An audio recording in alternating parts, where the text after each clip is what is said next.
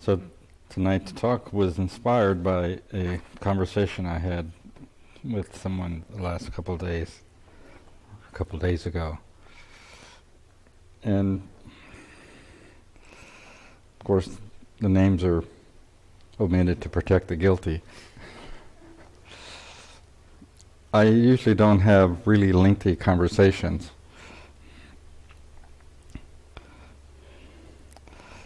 I try to respond to people's questions. But in this instance, I mostly listened because there was no way I was going to get another word in edgewise anyhow. But I mostly listened, and towards the end of it, this image, this phrase popped into my head. So I'm using that tonight. So for those of you who are not on the screen, there's a picture here of Moses with the 10 Commandments. He's holding the tablet. You'll remember, of course, is it the Monty Python skit where they start talking about the 10 Commandments and then one of them drops the one tablet that has the fifth, whoops, the 5 Commandments. Well, this is not about that. So it says the 10 Commandments, okay, the 10 suggestions. Because that's all really a teacher can do. But as I was having this conversation, each one of these thou shalt nots became part of the conversation. And after about 5 down, I said, wait, I start writing these things down. So this is the list of the 10 suggestions. And it says, thou shalt not create tensions. Thou shalt not react to others' tensions. Thou shalt not project your opinions and judgments onto others. Thou shalt not perpetually attempt to control life. Thou shalt not be obsessed with and driven by sex, money, and power. Thou shalt not live in self-absorption. Thou shalt not reject the feedback that life has given you. Thou shalt not attack others in your mind or in your actions. Thou shalt not close your heart. Thou shalt not forget to love life and to love God.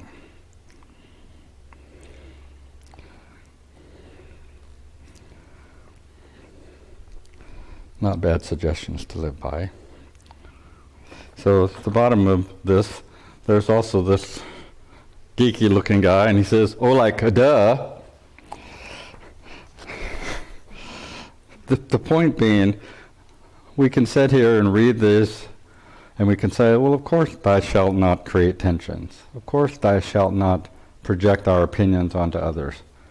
And yet, if we're honest with ourselves, how often do we do these things?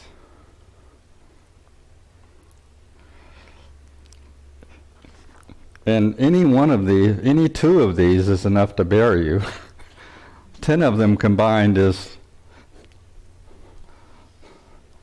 lethal. But all of them are the result of, the effect of one thing, which is what?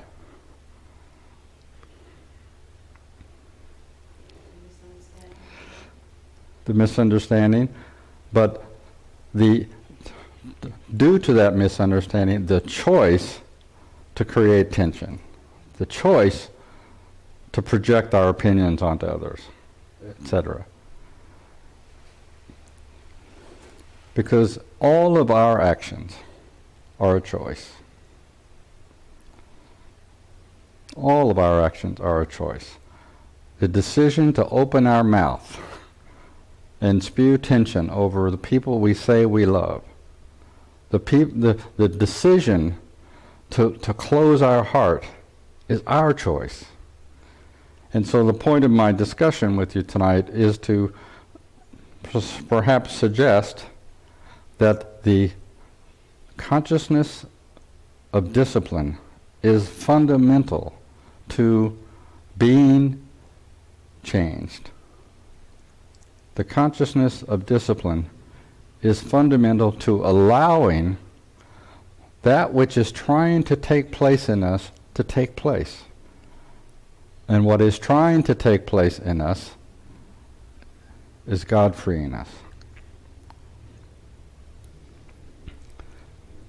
And it's extraordinary that we somehow choose the opposite. That we take the same power that is trying to free us and, if you will, usurp that power to perpetuate our own binding. This in no way isn't a suggestion that there aren't situations where tension might be possible, or that we might have a different opinion of somebody else. Life is full of challenges.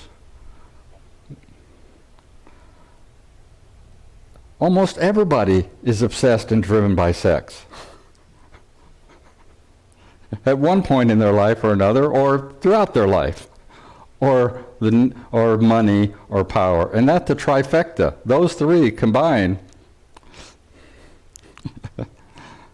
that's a turbo drill to hell, in my opinion. Those three things combined. My point in sharing this with you is, in this particular discussion, every one of these things that I've listed were expressed. Well, this participant didn't particularly express it. Well, they didn't know what they were expressing, and they didn't have the list. But as I recounted the conversation, it was extraordinary to me, and that's why this image popped up into my head. The 10 Commandments: "Thou shalt not." Well, who said we shall not? We in ourselves choose not to. And understand what we're doing what we're not choosing when we choose not to. When we choose not to open our heart, we are choosing a closed heart. When we choose to live in tension, we're choosing not to be free of tension. Okay, you got it. Right. This is the fundamental dynamic of sadhana. And there are two things that you can understand from ancient tantric practices that are critical to put into this equation as you talk about it. One is called self-reflective capacity, vimarsha. It is the other side of consciousness. Consciousness that knows itself as consciousness. That is that self-reflective capacity. And in every dimension of consciousness, in every dimension of life, in you and me, that self-reflective capacity is always functioning.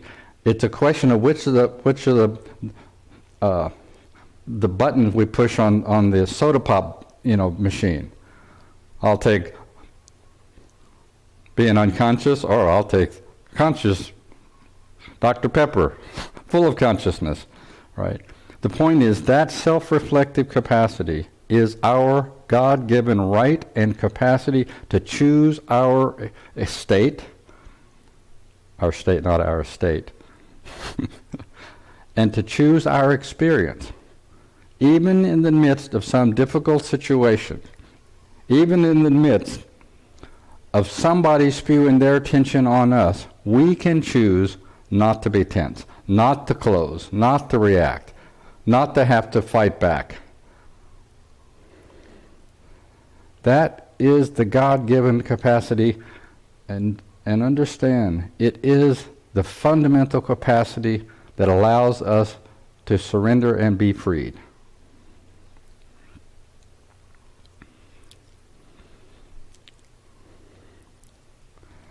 That consciousness,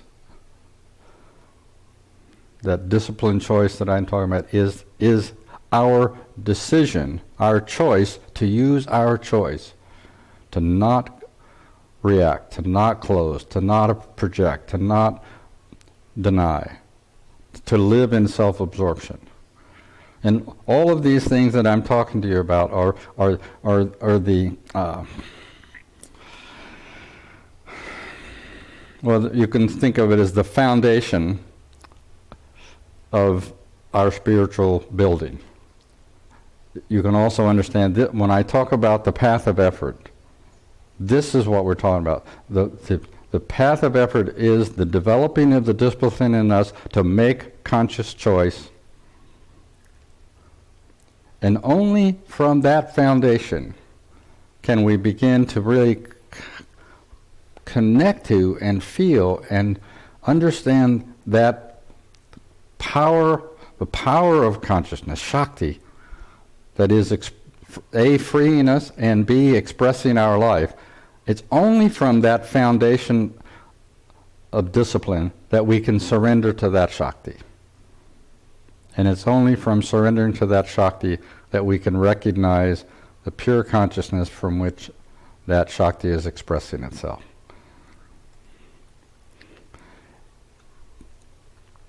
It's like building a 20-story building and trying to not build the first floor.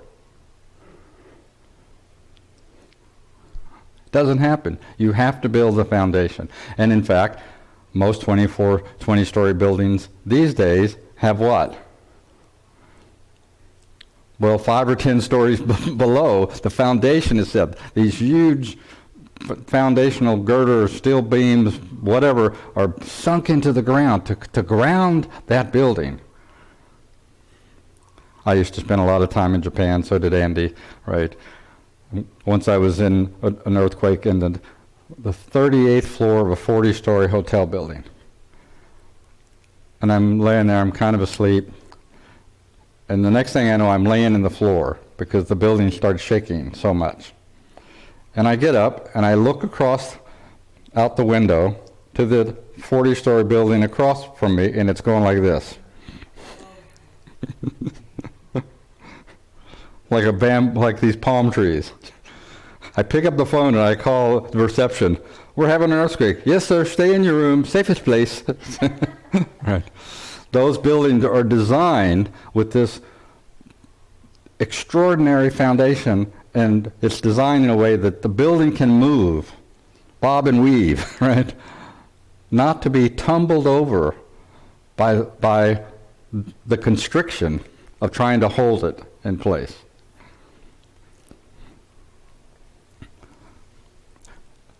Build the foundation of your consciousness so that whatever dynamic is happening in life, we're not so rigid in our, I won't say that word, we're not so rigid in our lack of discipline. We're not so rigid in our projection of everything we think we know, because that rigidity will just get blown over. This is what it means to make conscious choice.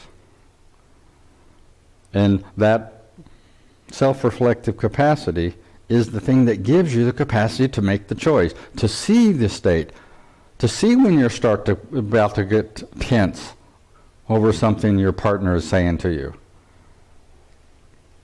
And just simply not get tense. We know they're wrong. We don't have to get tense about it. The tension happens when you start trying to tell them they're wrong. You just say, yes, honey. Understand that our freedom from misunderstanding, our freedom from limited identity starts because we build a foundation of discipline to not keep doing what we've been doing. There's that great line. If you keep doing what you've always done, you'll keep getting what you've always gotten. And it's like the little guy down here. Well, duh, of course we shouldn't get tense. Well, we can all have the little guy, perched on this shoulder. And every time we start to get stupid, he can say, well, like, duh, so you really want to do this? This is fundamental And that structure of consciousness is what holds up the temple of your heart, the temple of your consciousness. And it doesn't start after you've been through the earthquake and the building fell down. It's a little late then. It doesn't start later. It starts in the moment. But we miss the moment if we're not quiet, if we're not still, if we're not deeply centered in ourselves, so that when the tremor starts to happen, we can say, okay, I'm trying to, and things just getting tenser and tenser, and we can just take a breath. Do the Michael Jackson moonwalk. Just step back. Step back from your own mind, from your own emotions, from your own tensions, from our own need to be right. Step back from contraction. And that place inside is openness. And from that openness, we can deal with anything and everything. In fact, we should deal with everything from that openness. And the immediate feedback that we get when we're not is what we miss when we're not paying attention to our own state.